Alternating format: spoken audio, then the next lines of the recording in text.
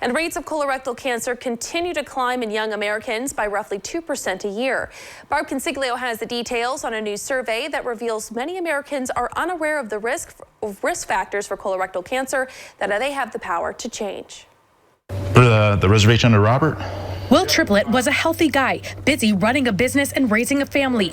Seats up to 4 guests. When colorectal cancer stopped him in his tracks. It's definitely not what you think you're going to get diagnosed with at 43 years old.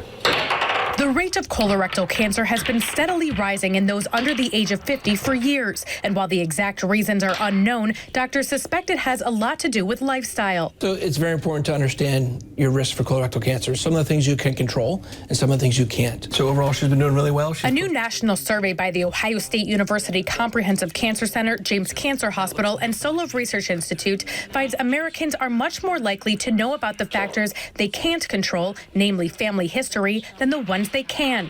For example, more than half are unaware that alcohol use is a risk factor for colon cancer, and more than a third fail to identify risk factors like obesity and a Western diet that is high in red meat and processed foods. Those are things that affect colorectal cancer in general, but also those things seem to be a little bit more prevalent in some of the younger populations these days.